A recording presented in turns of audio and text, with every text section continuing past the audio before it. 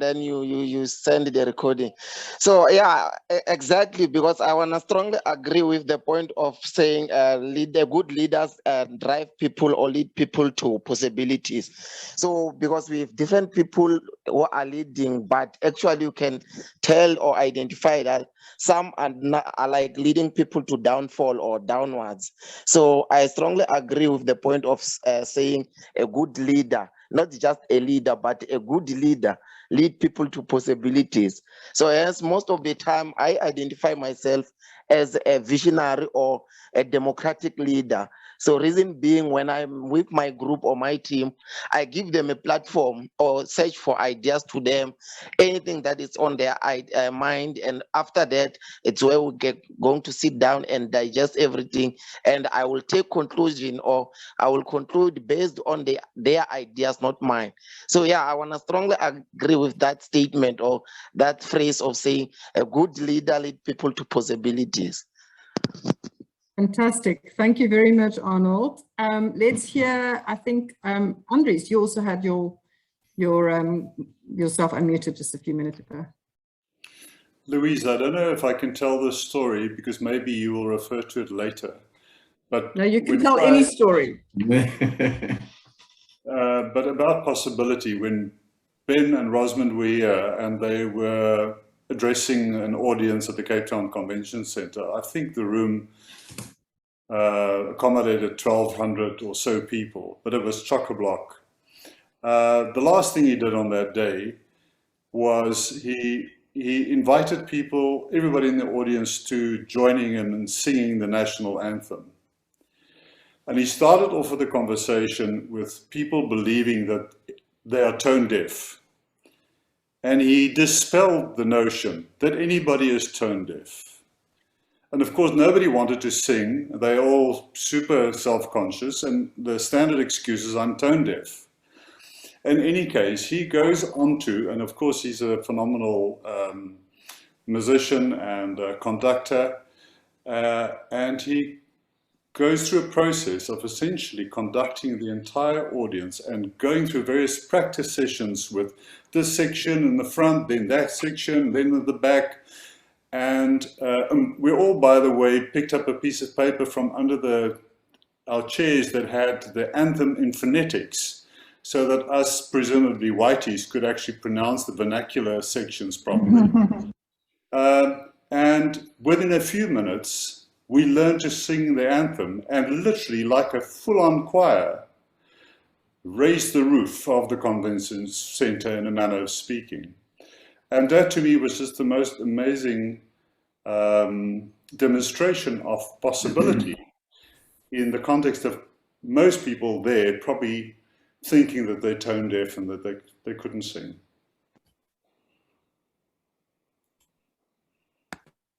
That's a beautiful reminder. I see Kevin and Tasneem, you unmuted. I want to come to you in a minute, but the thing that Ben modeled for us that in that day, he says the conductor is the only musician in the room who doesn't make a sound. And he depends on his power. His power is dependent on his ability to make other people powerful. And that day, 1,300 people felt enormously powerful. And it was such a beautiful reminder for us that what leadership really is all about. It is about creating an environment where every voice can be heard and every person can make their best music and contribute to this beautiful song that we are invited to sing. So let's go. Kevin, I see you unmuted as well.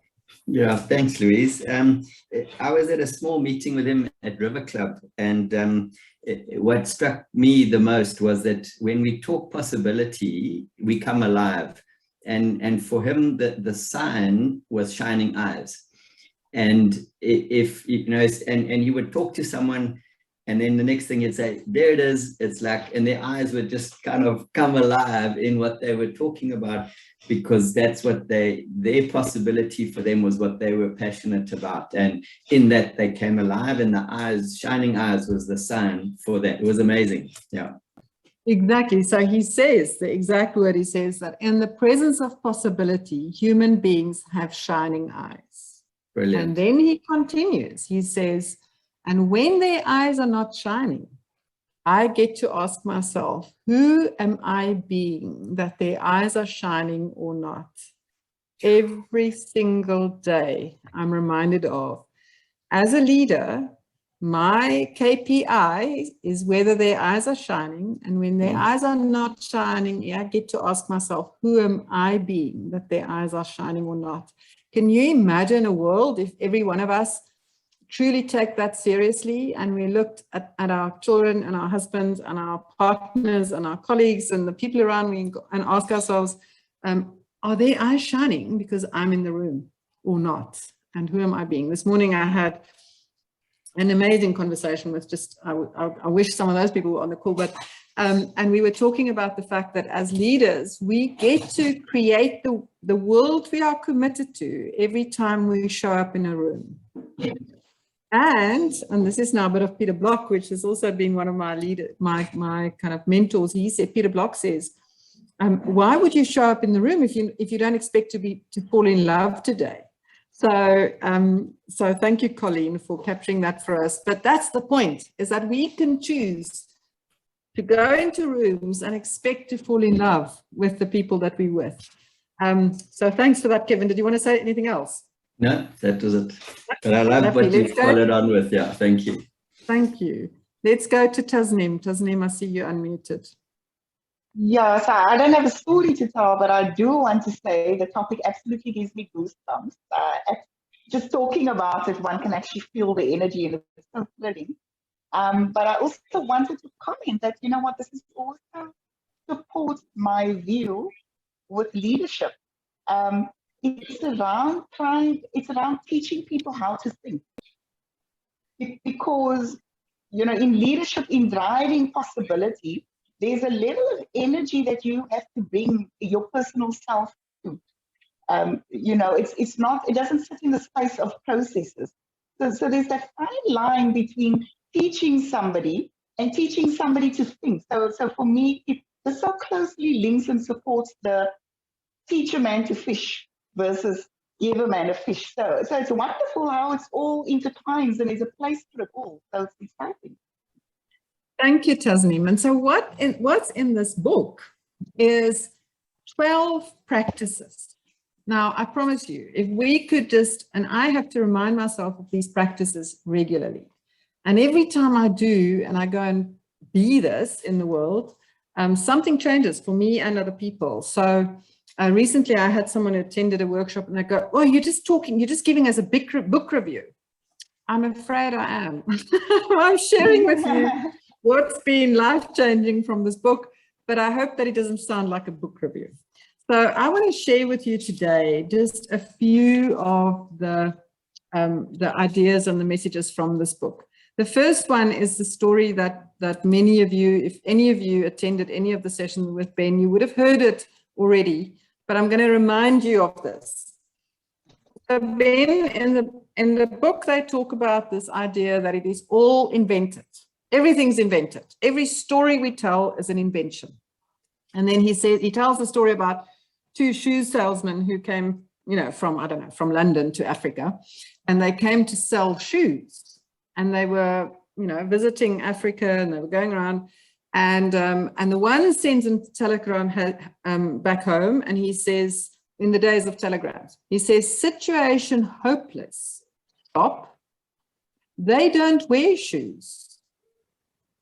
And then the other person, same situation, same everything, sends a telegram home, and he sends, glorious opportunity. Stop. They don't wear any shoes yet, or they don't have any shoes. And so he says, every time we are confronted with a challenge, we get to choose. Which story are we telling? Are we telling the story about it's also very bad and nothing's going to happen and it's also horrible? Or do we tell the story that says, there is a glorious opportunity here? So when I'm talking now, I'm talking to myself just as much as I am to you, because I realize how easily I can get stuck into these conversations. Now, we all have a story about success. And most of us have a story that says, my success has to be measured, and I have to meet my targets, and I have to, you know, show the world how good I am, and I have to whatever. And Ben says, well, that's the story. We can choose to tell that story. But what if we told the story that says, I am a contribution? And then you wake up in the morning and you get out of your bed and you look around and you say to the world, I am a contribution. And then you go and be that contribution.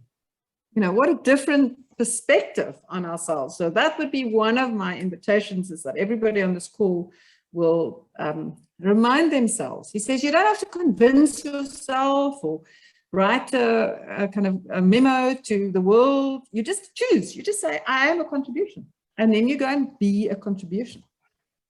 And that's been such a powerful thing for me, because my whole life I walked around thinking I'm not good enough, I'm not this, I'm not that, I'm not slim enough, and I'm not beautiful enough, and I'm like, and I've realized that's an invention, and I can choose a different invention. Don't always get it right, but I try.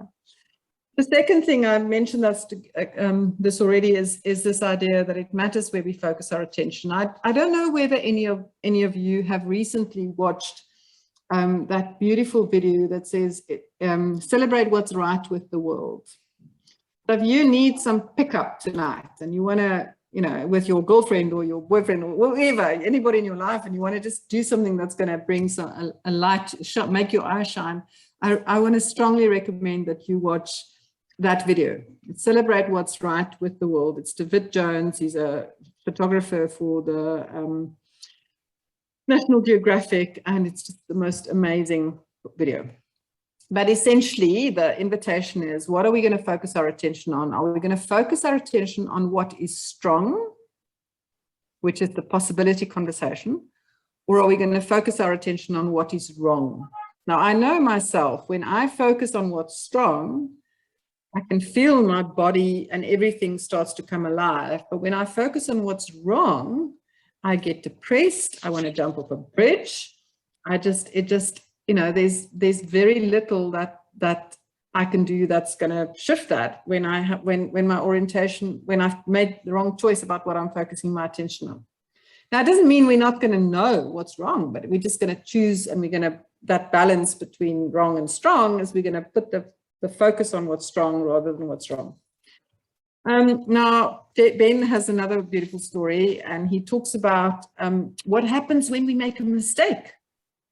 And he works with young musicians. And one of the beautiful things about this is that we are constantly being reminded of the power of different metaphors and different ways of looking at the world.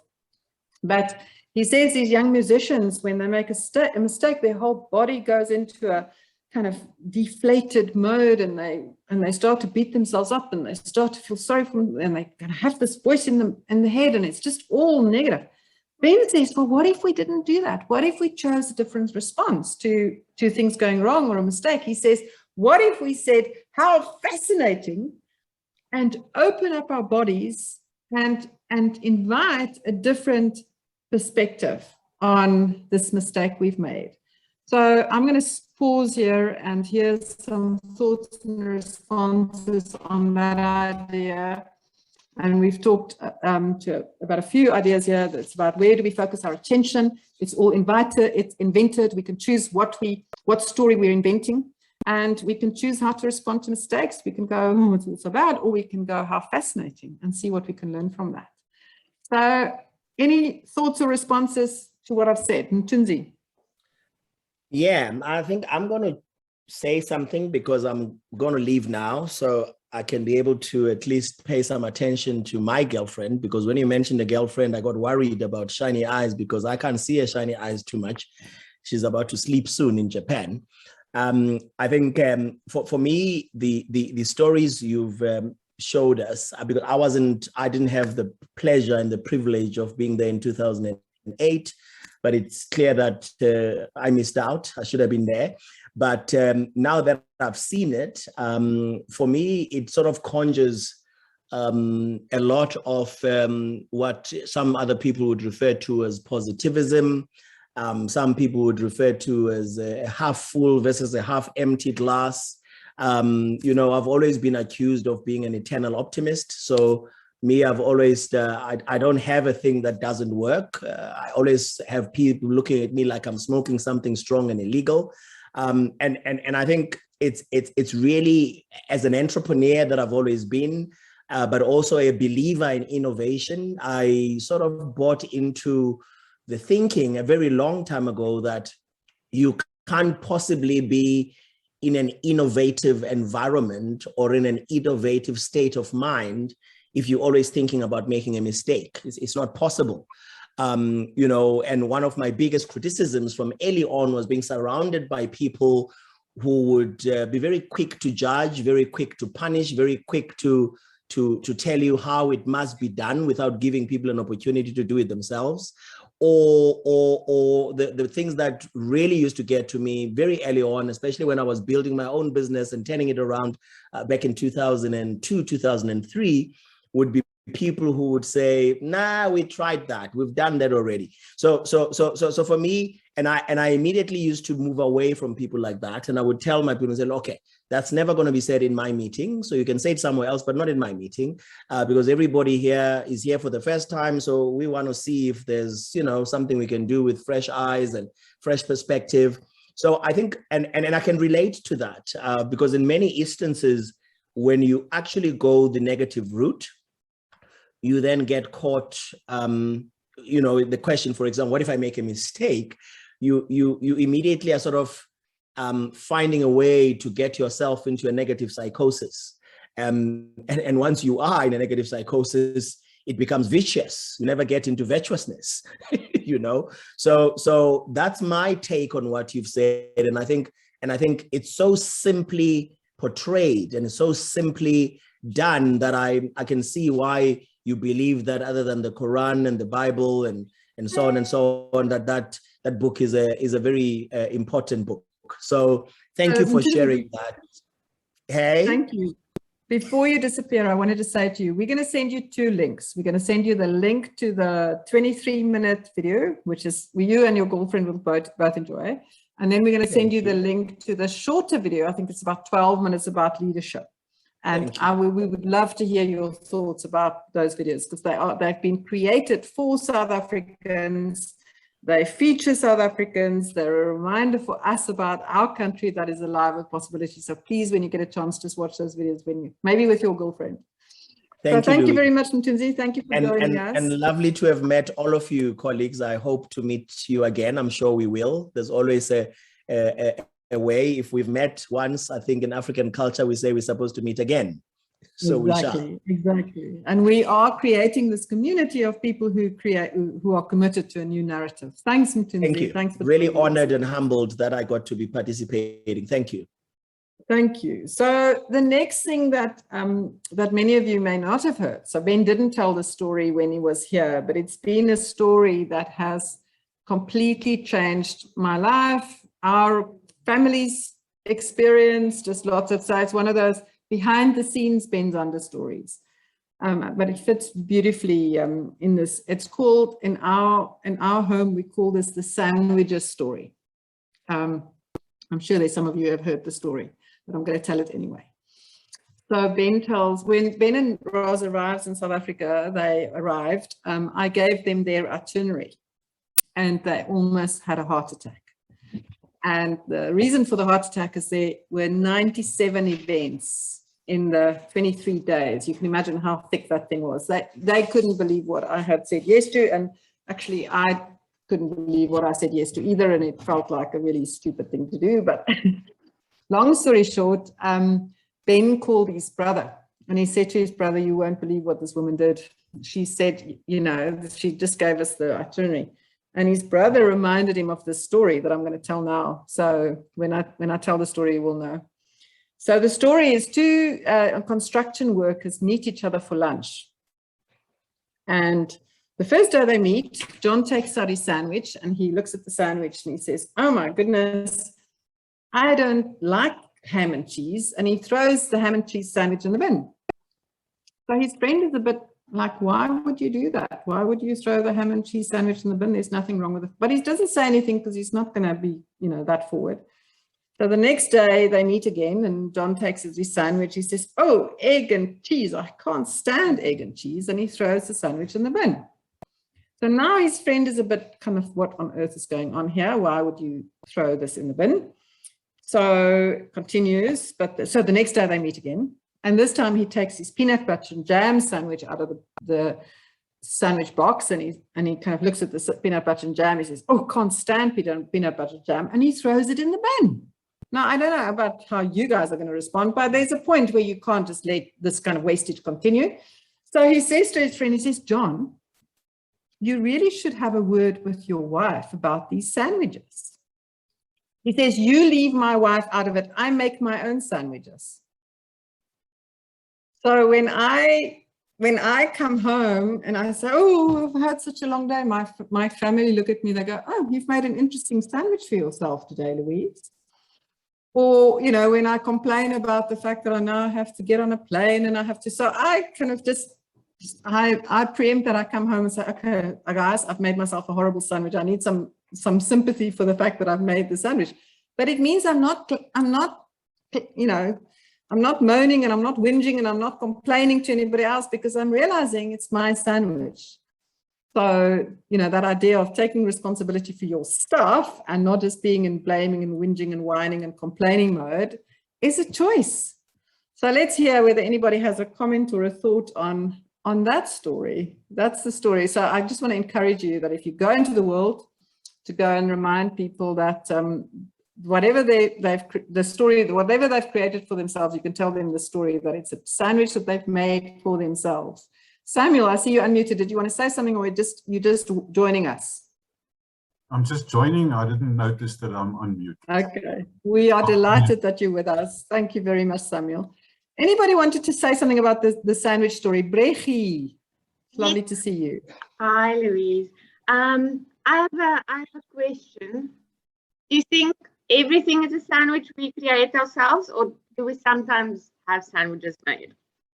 No, we do, we know, but the reality is, in the main, most of the things that I bring onto I've said yes to them, you know, and if I haven't said yes to them, then I also have something that I need to look at. Let's say there's a story that links to this. My husband's just walked past. He's not here, so I can quickly tell the story. So the other story is, it's kind of linked to this. It says, in Afrikaans, the story is, "As jy die visie het, het jy die werk." So my husband's saying yes, he's from the kiddie room, yeah. So the English is, if you have the vision, you have the mission. So he comes to me, he says, "The medicine cupboard is very untidy." I say, "As jy 'n visie het, het jy werk, doen iets daaraan." But the problem is, I want a clean swimming pool, and he's not bothered about the swimming pool. So he says to me, lovingly, compassionately, "If you have a vision, you have the mission. Do something about the swimming pool, because it's not on my to-do list." So it's just completely changed the story around finger pointing and blaming and whinging. Like, I care about the swimming pool, he doesn't. He wants the medicine cupboard sorted. Feel free. Don't wait. It's not on my to-do list. It's not on my priority list. So, any thoughts, responses? I see lots of smiles in response to this. Anybody want to say something audibly before I continue? No? Okay, I feel I'm a bit bored of my own voice, I have to say, but let's keep going. So, 12 practices. The next practice I want to talk about, which many of you, again, you may know the story, but sometimes we have to be reminded of these stories, is Ben, as I said, he's a conductor. He teaches at at a youth orchestra. Sorry, let me just continue here. So the story is that he had he realized that every time he was teaching these young people, that a lot of their attention was not on what was happening between Ben and, you know, the music. What their attention was on the stories that were in their heads. So they had stories that says, "You can't, you're not good enough, you will fail." We all know those stories. And Ben was asking himself, how do I get them to stop focusing on those stories? And he came up with the practice of giving an A. And it is the most powerful idea. So here's how it goes. In their years start in September and it goes on to May. So when the students come in September, he gets them to write him a letter. So the letter says, "Dear Mr. Zander," and then, sorry, they have to date the letter the next May. So the letter is dated next year, May, and it says, "Dear Mr. Zander, I got my A because," and then they describe in detail to Ben why they've received the A. And Ben says what happens then is that when he walks into the room, he teaches A students. He teaches students who have chosen that they are A students and that they are and that they therefore deserve an A. But what I want to do is I want to read one of these letters because the letters are just so absolutely gorgeous. So I want to read you the beautiful one. So here's one from Giselle. And then I'm going to tell you the story about the Korean man that was in the room. But anyway, here's Giselle's letter. She says, "Dear Mr. Zander, I got my A because I had the courage to examine my fears and I realized that they have no place in my life. I changed from someone who was scared to make a mistake in case she was noticed to someone who knows that she has a contribution to make to other people, musically and personally. Thus, all diffidence and lack of belief in myself are gone. So too is the belief that I only exist as a reflection in other people's eyes and the resulting desire to please everyone. I understand that trying and achieving are the same thing when you are your own master, and I am. I have found a desire to convey music to other people, which is stronger than the worries I had about myself. I have changed from desiring inconsequentiality and anonymity to accepting the joy that comes from knowing that my music changes the world." So Ben says once he's got these letters, he goes out every week and he teaches Giselle, the A student who has made all these changes in her life. And then he watches this unfold over the year. And he tells the story that a few months into the program, he noticed, or he asked, this was an experiment. So he asked the students one day, he says, "You know, have you noticed a difference now that you've got your A and that you know you are an A student and and he says one of the Asian students put his hand up, and Ben says that was weird because Asian students never put their hands up. They never talk. They've been taught to be very quiet in the class. And this was someone from Taiwan. So he asked the guy, he says, "So what changes this?" He says, and the guy says the following. He says, "In Taiwan," I'm not going to try to do the accent, I can't do that. He says, "In Taiwan, I was number 68 out of 70 students. I come to Boston and Mr. Zander says, I'm an A. Very confusing. I walk about 3 weeks, very confused. I'm number 68, but Mr. Zander says I'm an A student. I'm number 68, but Mr. Zander says I'm an A. But then one day I discover much happier A than number 68.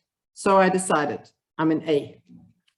And you know, it's that whole idea that it's all invented. So we may as well invent a story that's going to light up our life. And if the A brings us joy, let's be the A. And if the number 68 doesn't bring us joy, let's stop telling that story. So the other thing that we've discovered, and many of us have been involved in Partners Possibility, is that this A, this choice to give an A, actually has a massive impact on on the quality of our relationships. So when we've given someone an A, sorry, these are the pictures, and I have shown you that picture, so let me continue. So giving an A. So we've realized that when we've given someone an A, we talk differently to them than when we've given them an F or a D or a whatever. And what we also know is if there's a breakdown in relationship, it's because we're not giving people an A. So Partners for Possibility we've seen this every single time. When there's a breakdown in the relationship between a business leader and a principal, it's because they've not been giving each other an aid. So let's hear anybody with a thought or a response to that story. And I'm particularly interested in some of these people who've been involved in Partners for Possibility, whether you want to share something about the practice of giving an A. So you can see I'm committed to get other voices heard. And not doing so well right now, but it's going to happen. Anybody? Colleen.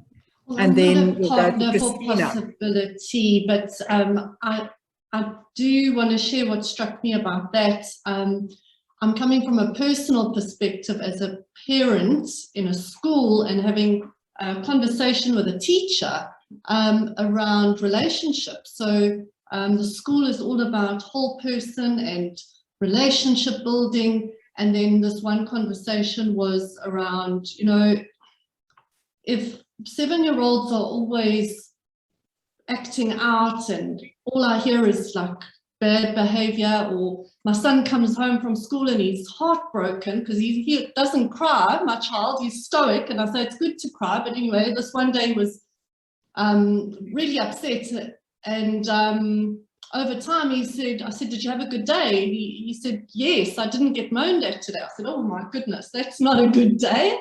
And I had a conversation with a teacher and I said, I have a request that I'd like to make. Can we catch him doing something right?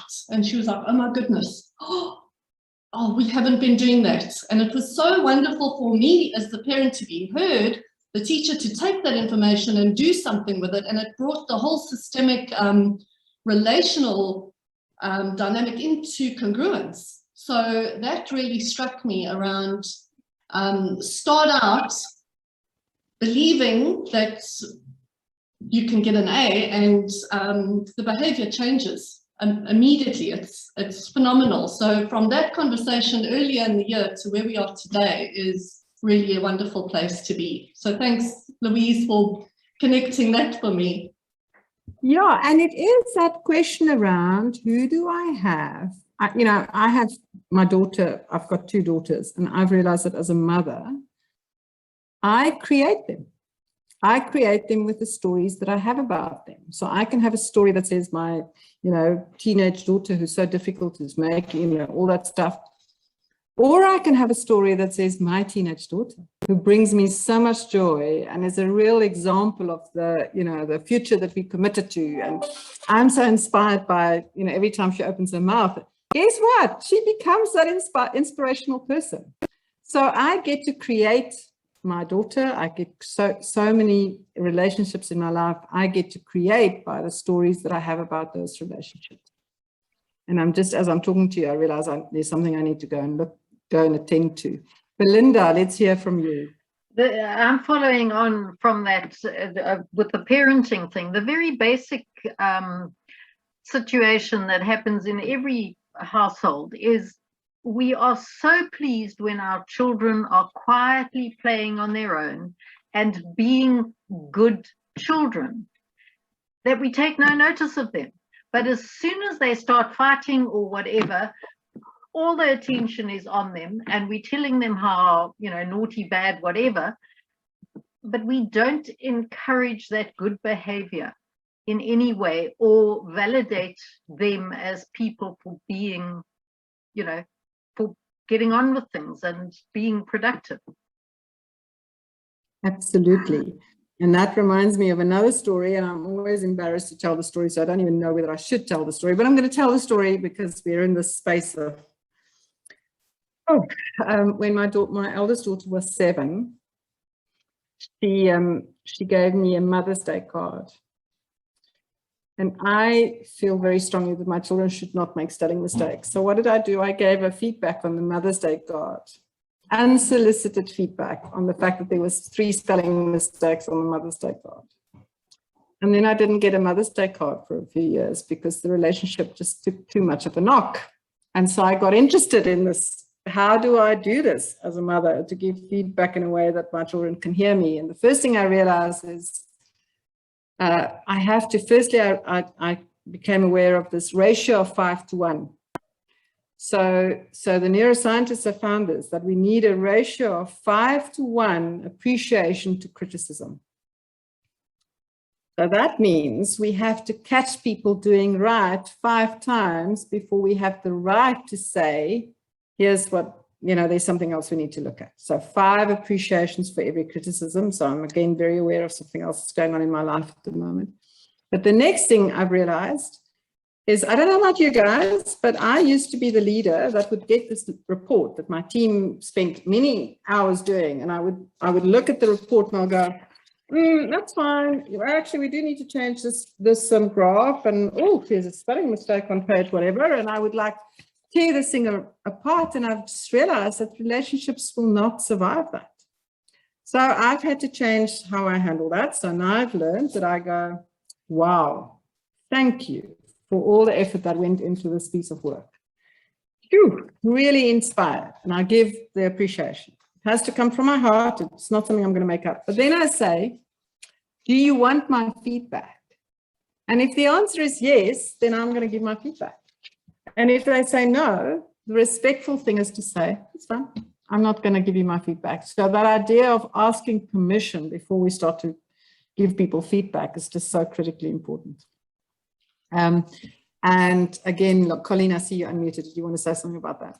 I do. I don't want to derail your session, Louise, but I'm very curious, and maybe we can park this for another conversation. As a leader, how difficult was that for you to consciously change your way of being? Because I'm just asking this question from a number of leaders. You make it look so easy now. And how do you sell this to other leaders to go, I know it's not going to be easy. It's like following a script. But then when you change and you get in touch with who you really are and you show up as who you want to be, then this is what you get. So how do you do it? So Colleen, it is a conversation. I mean, I'm going to touch on it now because it is such a powerful question. But the one thing I've realized is that, again, every time I show up in the world, I have a choice. And we've got a shorthand to that. I can either show up as the expert who has all the answers, and I'm going to, everybody else is going to be quiet and listen to me give the solutions. That's the expert. And I'm going to tell you another story at my own expense because it's one of those days. But anyway, that's my one choice. Or I can show up as the pair of hands, and the pair of hands is just always waiting for someone else. Or I can show up as a collaborative partner. So we've got shorthand, red, green, blue. And blue is that space where we create an environment where people have shining eyes. And when that's my KPI, when I'm constantly looking at, do the people around me have shining eyes? Do they experience joy and a sense of possibility because of our relationship? Then I'm on track. And if not, and Colleen, the main thing is that ultimately leaders want to create environments where people do their best work, where their eyes are shining. But what they don't know is how to do that, because the story that they were told, the story about leadership is the leader should know the way and show the way and give direction. And what's happening increasingly is that story about leadership is just losing all of its power because it's not working.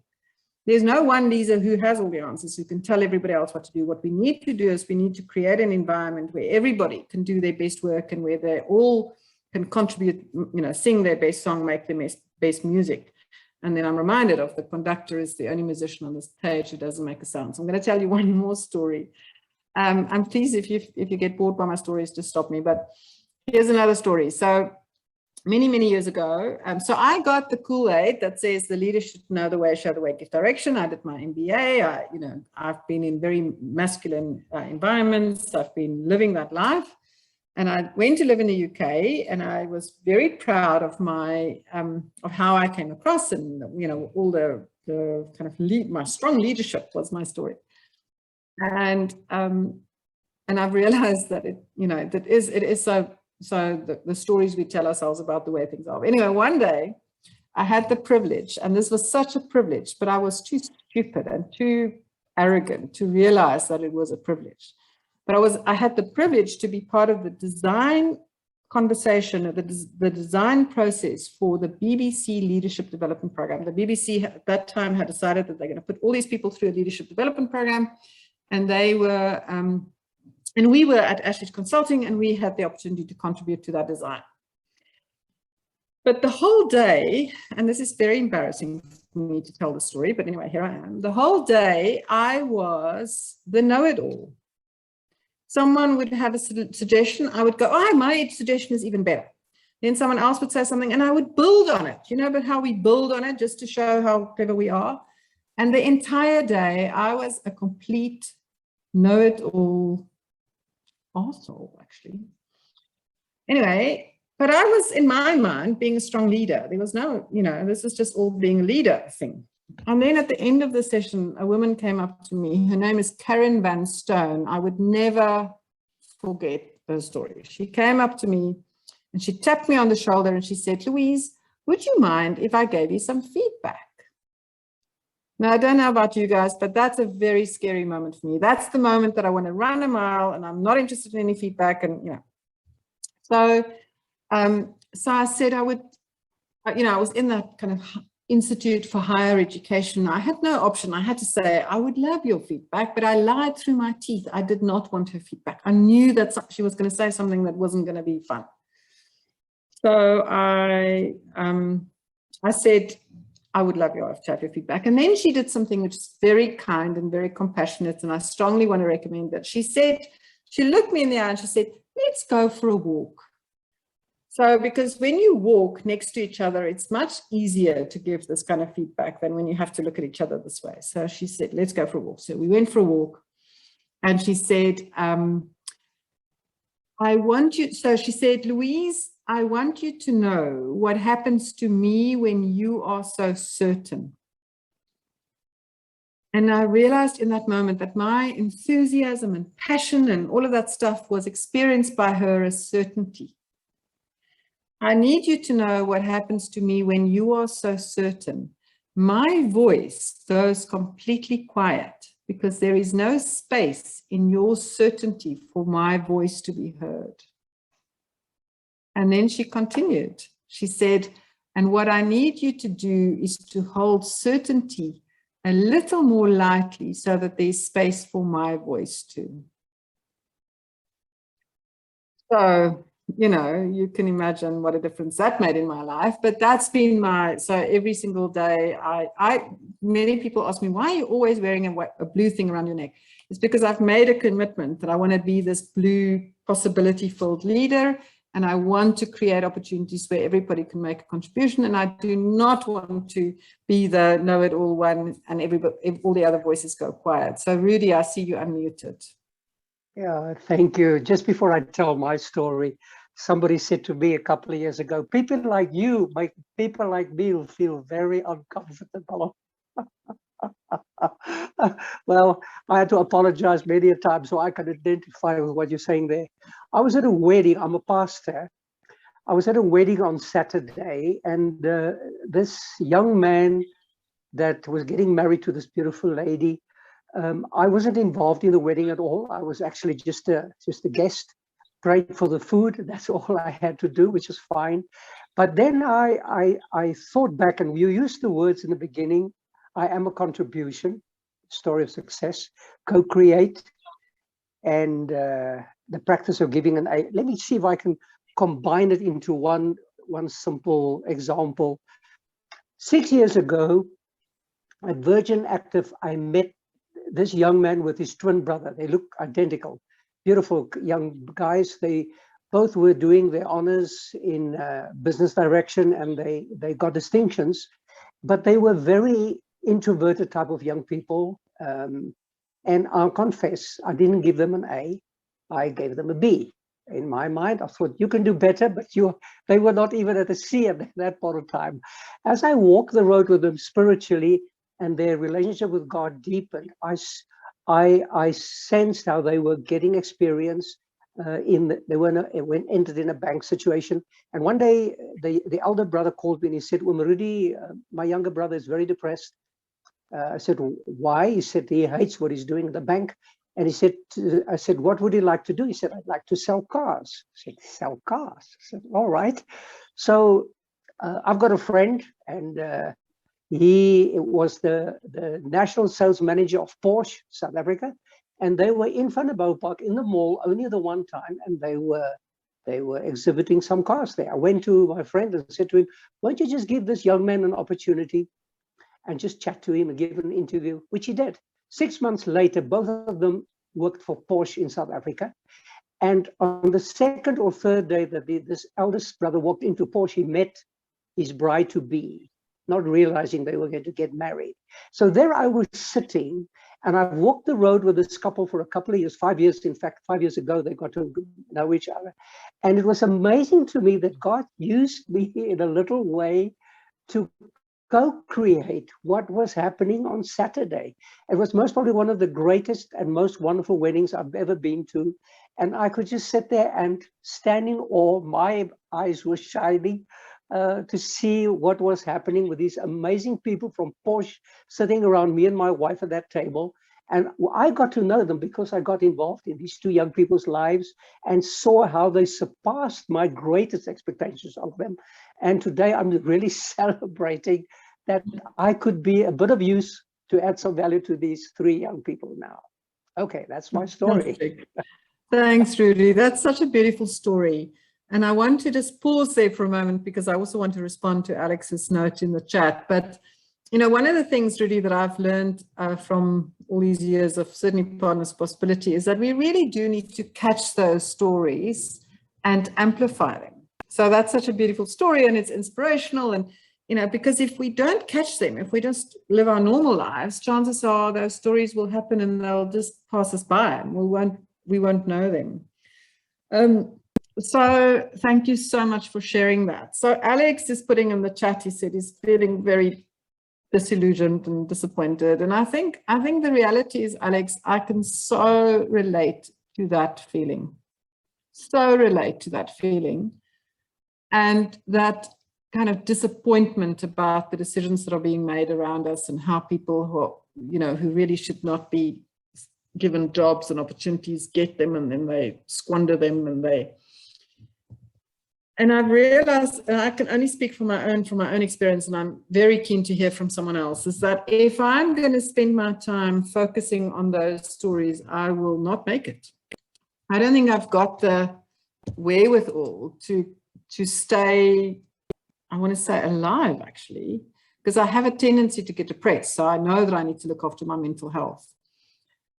So I've realized that the best thing that I can do, but I really want to create an opportunity for anybody else to share their experience. But the best thing I can do is to go and look for stories and examples of things that are happening that are giving me joy and hope and a sense of possibility. Because if I'm just going to look, because they're always there, both are there. And if I'm only going to focus on my attention, so for example, the local government and all the drama that's going on in local government and the fact that people don't have water and sewage and, you know, there's just so many stories. But if I go and look, I'm going to find stories, and I have found stories this week, of amazing things that are happening where people are working together across boundaries and they're making things happen and communities are stepping up and people are leading. And so for me, my only, my method is to just not get stuck on what's wrong, but to look for things that are going right. And there's another version of that story, but let's hear. I see Richard and Colleen have some words of wisdom. So let's go to Richard first, and then we'll come to Colleen.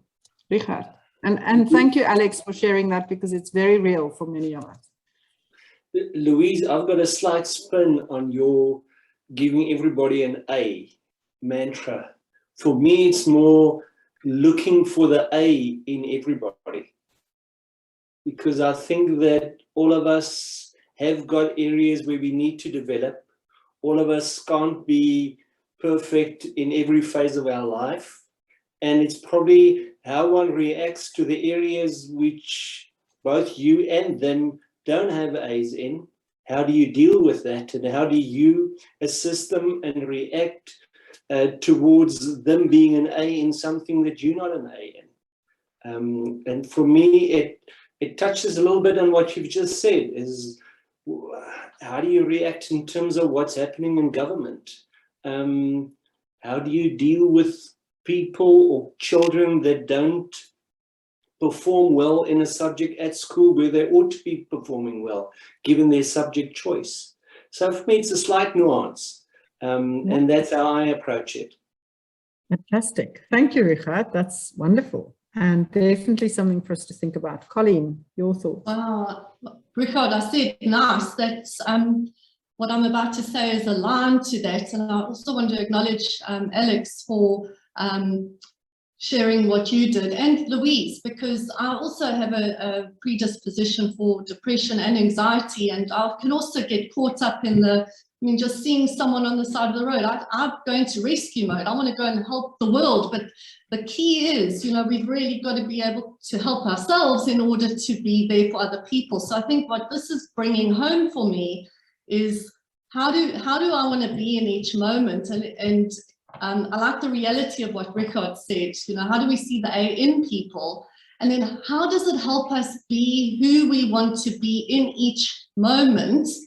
By who knows whether we're going to go to a cashier and change their life, and 6 years down the line, what kind of impact that's going to have. But also a little selfishly, how good do you feel when you are impacting someone else's life as well? So it brings home for me that space between the Viktor Frankl quote of between stimulus and response, there's a space.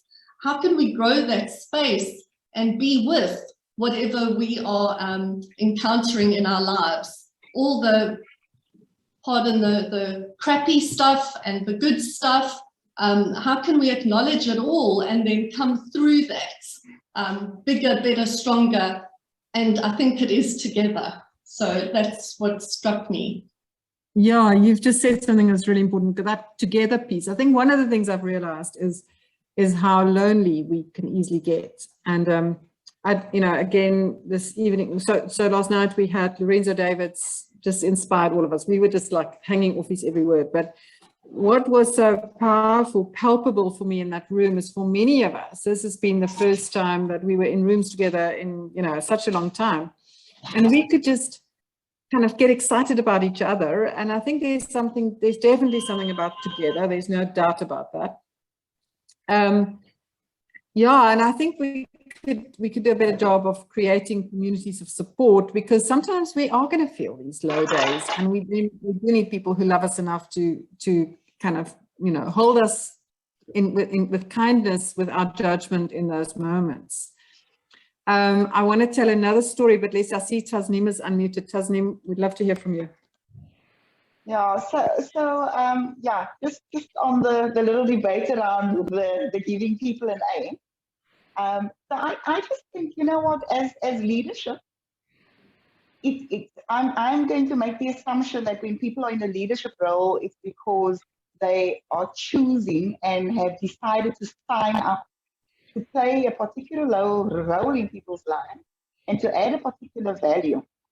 And so I think what is a good basis is to understand that people will rise or lower to your expectation.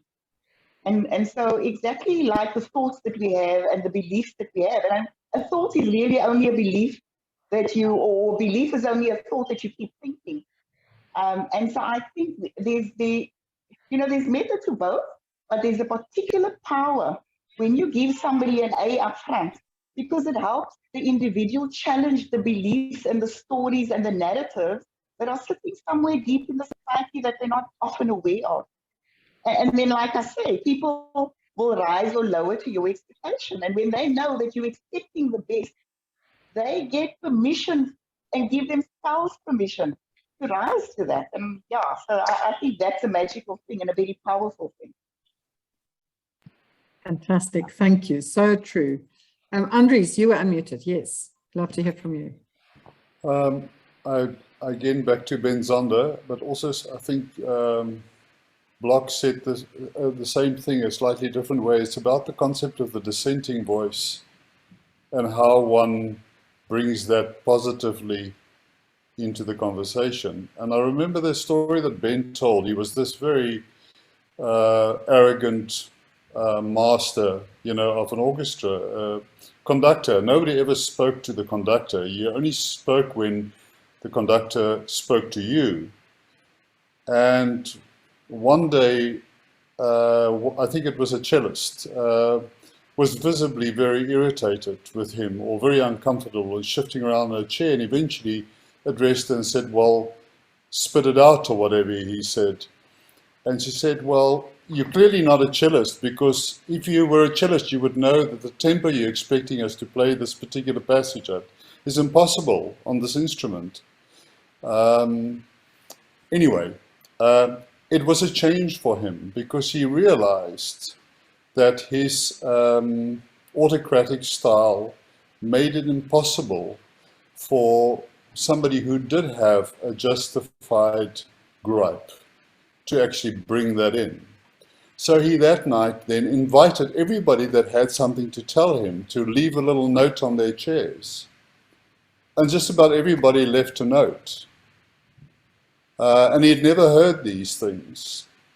So I think sometimes in the spirit of possibility and of positiveness, and going where the energy is, and all of those good things that you've highlighted, there are people who actually have sometimes brilliant contributions, but it is offered in a negative way or not in a positive way. And if one can actually unlock those, hearing the dissenting voice and turning it upside down or inside out, it can be a very powerful thing.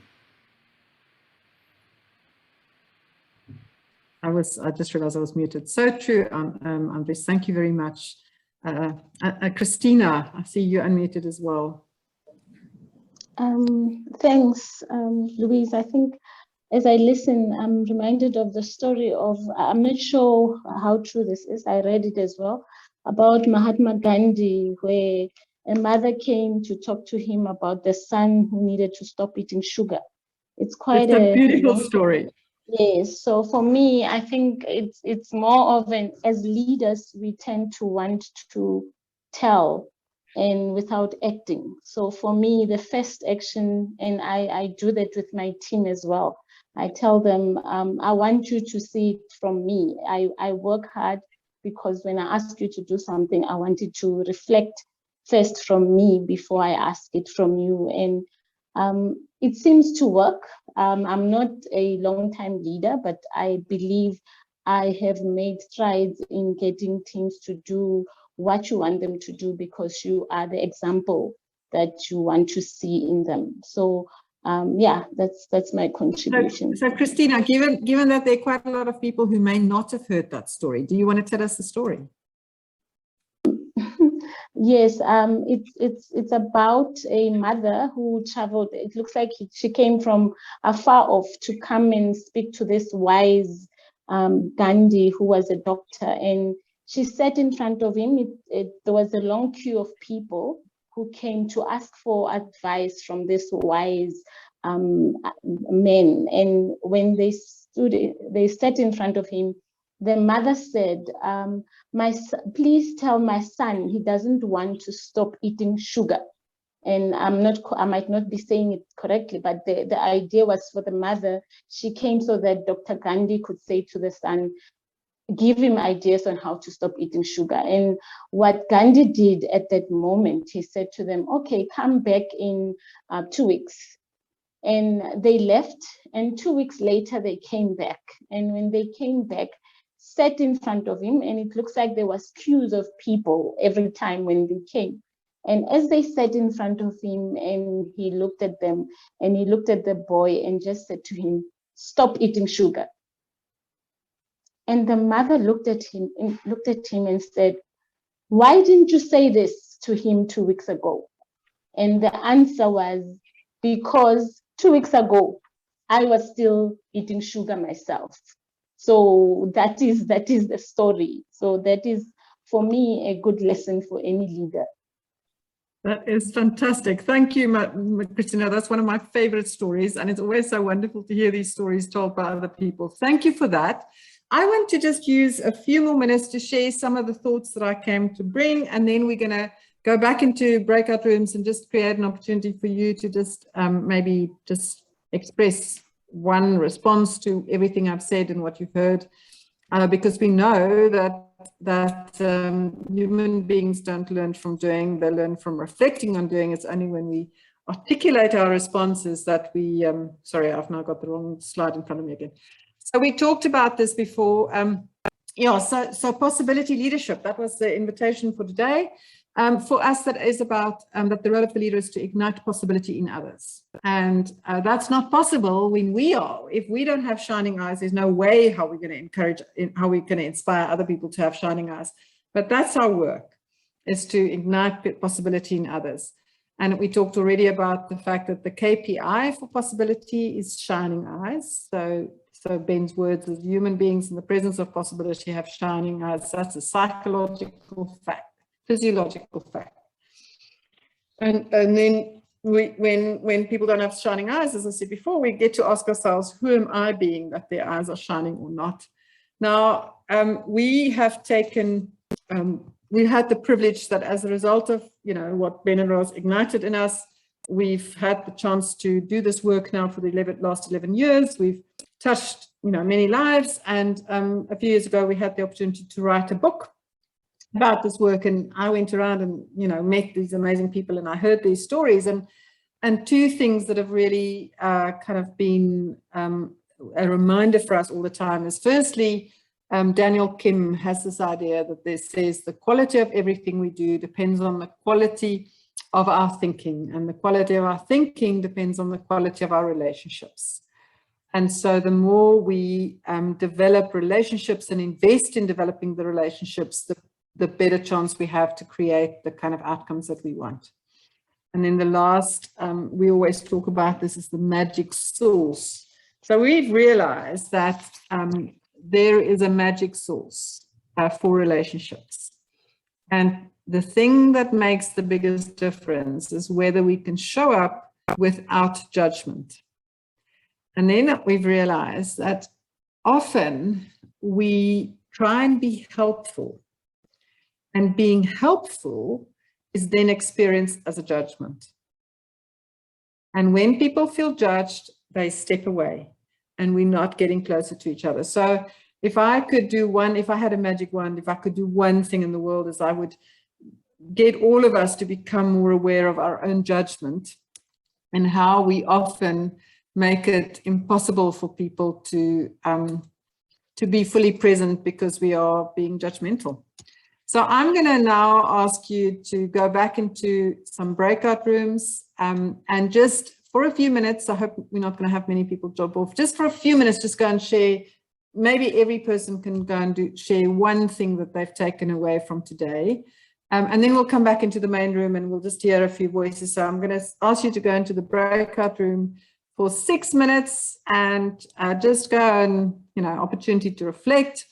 And then when we'll come back, we'll hear just a few more voices and we'll be finished in before 10 to 5, I think. So I'm opening the rooms. You're all being invited to go to a breakout room and just go. And I've got a few people here who are not in breakout rooms, so I'll just put them in breakout rooms now.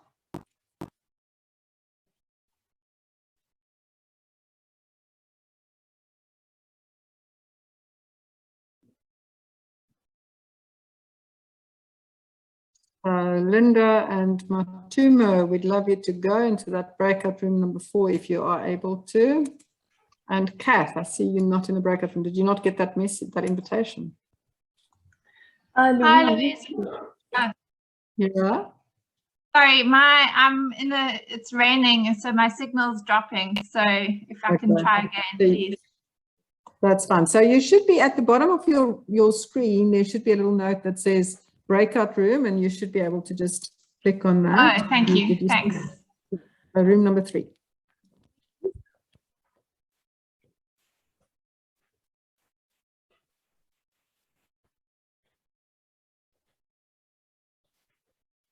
Tazia, Jenna, I'd not co-host. Jenna, pause the recording quickly. Oh, thank you. Sorry.